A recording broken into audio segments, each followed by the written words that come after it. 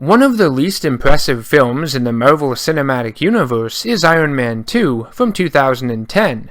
It's far from terrible, and features some great stuff involving Tony Stark dealing with the arc reactor in his chest, which is slowly poisoning him, causing him to drink, party, and essentially give up on life, taking elements from the classic 1979 storyline, Demon in a Bottle. But unfortunately, Iron Man 2 doesn't deliver on a lot of other things, mainly its villains. The main antagonist of the film was Ivan Vanko, Whiplash, played by Mickey Rourke, during his career resurgence following his appearances in movies such as Sin City and The Wrestler.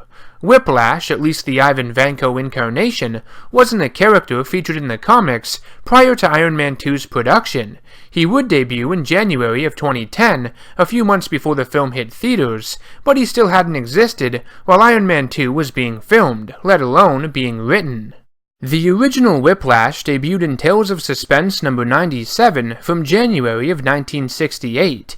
He was an electrical technician named Mark Scarlatti, who worked for Stark International and would use his skills to create 2 titanium whips and begin working for the Magia as an assassin.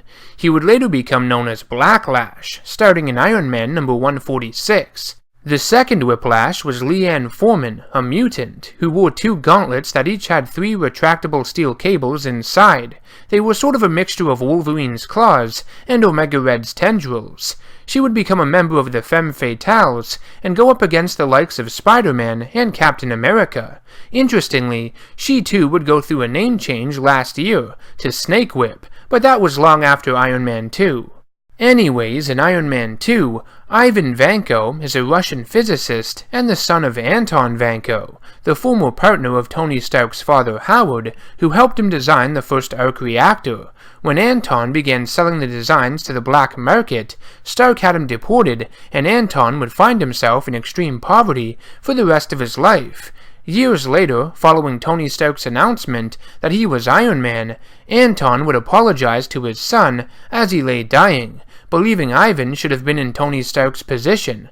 Once his father leaves him, Ivan seeks vengeance against the Stark family, more specifically, Tony himself. Using his father's arc reactor designs, Ivan creates one to use as an energy source for an upper body exoskeleton, equipped with 2 electrical whips. Why he didn't create the reactor at any other point throughout the years to fetch a few bucks is beyond me.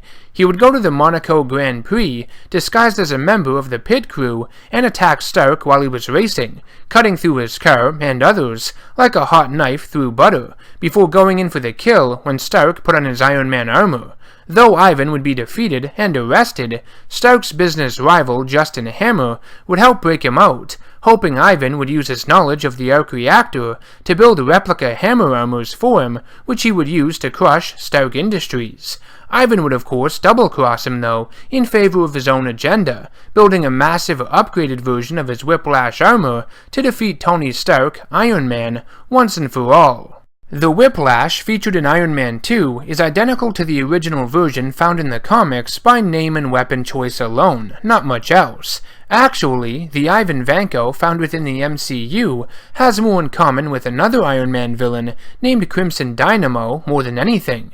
The original version of the character debuted in Tales of Suspense number 46 from October of 1963. He was a Soviet scientist who built a powerful suit of armor that he would use to sabotage Stark Industries at the behest of the Soviet government. His suit was powered by its own self-sustaining energy source and could emit electricity. Sound familiar? On top of that, his real name was Anton Vanko, the name of Whiplash's father, who died in Iron Man 2. The MCU's Whiplash is an amalgamated character, a combination of both Whiplash or Blacklash and Crimson Dynamo from the comics. It wouldn't be the last time something like this would happen with an MCU villain either. Yellow Jacket from 2015's Ant-Man is another notable example. Maybe someday I'll dive into that one. In Iron Man 2, though Ivan Vanko's initial motivations are interesting, and he is far from being a terrible villain, he does fall into the mold of that cliché bad guy. He can be a bit one-dimensional at times, unfortunately.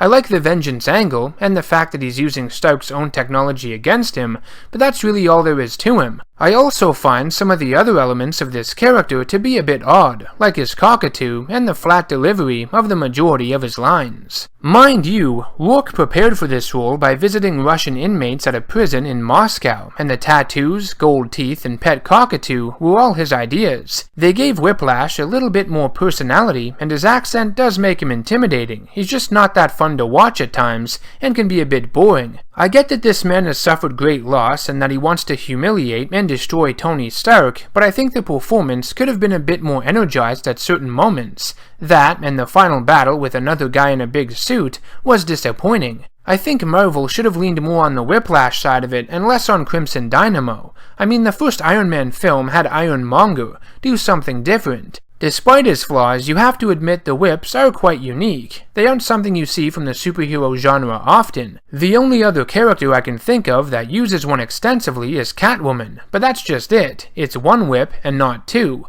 I think Whiplash, though not the most engaging and exciting villain in the MCU, is still one of the most unique, at least until he gets into that big suit of his. And in case you were curious, the Ivan Vanko version of Whiplash that debuted in the comics several months before Iron Man 2's release has a few similarities to the film version. His last name is Vanko, but he has no relation to the original Crimson Dynamo, which is kind of confusing.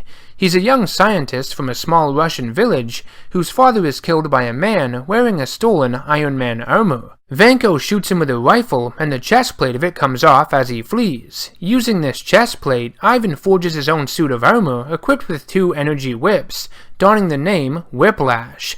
He vows revenge against Tony Stark for killing his father because he believes Stark was the one who attacked their village. I mean, wouldn't you? Anyways, the MCU Whiplash can be a lot of fun as an antagonist, but he just feels a bit lacking, all things considered. Then again, both Whiplash and Crimson Dynamo might have been lacking on their own. Combining them might have been the only way to go. That, or just use Fin Fang Foom, or better yet, the motherfucking Mandarin.